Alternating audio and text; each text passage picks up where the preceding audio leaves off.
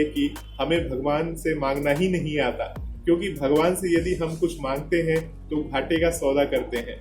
मान लो आपने भगवान से 2 लाख रुपए मांगे और भगवान हमें 1 करोड़ रुपए देना चाहते हो, तो आप सभी श्याम प्रेमियों को जय श्री श्याम। श्याम प्रेमियों, आज मैं आपको बताने वाला हूं कि आप मंदिर जाते हो, कहीं भी जाते हो, किसी भी जगह जाते हो दर्शन करने के लिए या भगवान से प्रार्थना करने के लिए, तो भगवान से आपको क्या मांगना चाहिए। बहुत सारे युवा लोग जो होते हैं वो भगवान से नौकरी मांगते हैं, कोई भगवान से धन मांगता है, तो कोई भगवान से कुछ मांगता है।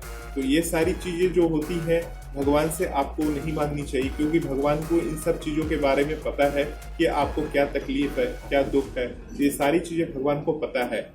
तो देखिए, मैं आपको एक बात बोलूंगा कि अंधविश्वास को बिल्कुल ना पालें। भगवान के मंदिर में जाएं तो श्रद्धा पूर्वक भगवान के मंदिर में आपको क्या कहना चाहिए, क्या नहीं कहना चाहिए और भगवान से प्रार्थना कैसी करनी चाहिए, उसके बारे में आज मैं बताने वाला हूँ आपको। आप श्याम बाबा के मंदिर जाइए, खाटू धाम जाइए या सालासर वाले जी जाइए, जहां भी जाते हैं बाबा से सिर्फ एक ही बात कहिएगा। तो भगवान से क्या आप मांगेंगे जिससे भगवान आपकी प्रार्थना सुन लेंगे, तो उसके बारे में चलिए बात करते हैं। क्या भगवान हमारे गुलाम हैं? क्या भगवान हमारे सस्ते सौदे के लिए बैठे हैं? हम सभी दिन रात भगवान से मांगने में ही लगे रहते हैं। हमारी कुछ इच्छा पूरी हो जाती है और कुछ रह जाती है। हम कितने लालची हैं। 1 किलो की मिठाई का डिब्बा लेकर मंदिर चले जाते हैं और वहां भगवान से जाके बोलते हैं, भगवान जी मुझे 1 लाख रुपए चाहिए, 10 लाख चाहिए।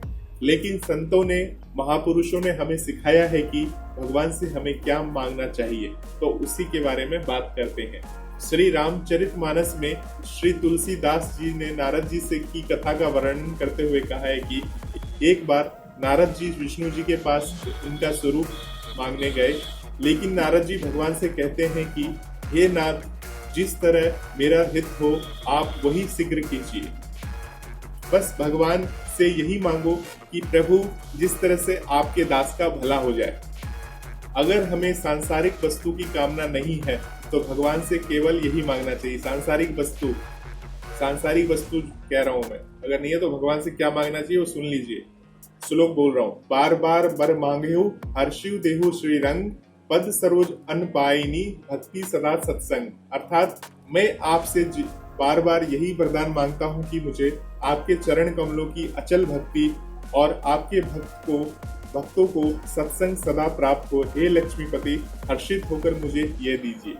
हम भगवान से भगवान की कृपा भी मांग सकते हैं, क्योंकि भगवान की कृपा में सब कुछ आ जाता है।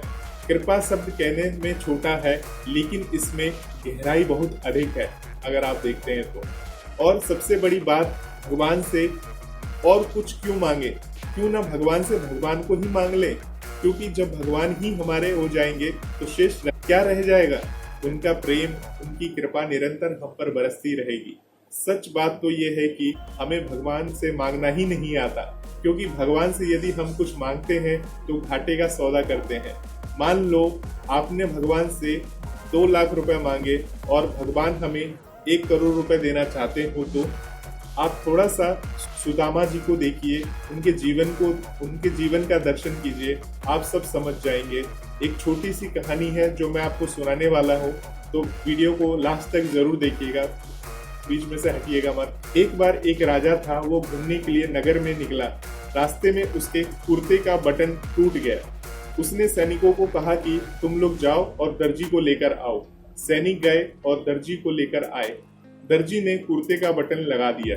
अब राजा कहता है कि कितने पैसे हुए। उसने सोचा कि मेरा तो केवल धागा लगा है। दर्जी ने सोचा कुर्ता भी राजा का है और बटन भी इन्हीं का है, इनसे क्या मांगू, राजा से अब क्या मांगू, मैंने तो खाली सिला है। उसने कहा कि महाराज मुझे इसका दाम नहीं चाहिए। फिर राजा कहता है कि तुम्हें तो कुछ लेना ही पड़ेगा, बताओ कितना दाम हुआ। ये राजा ने उस दर्जी से कहा। अब दर्जी सोचता है कि अगर मैं राजा से 1 रुपया ले लूंगा तो ठीक रहेगा। फिर वो सोचता है कि नहीं, 1 रुपये से क्या होगा।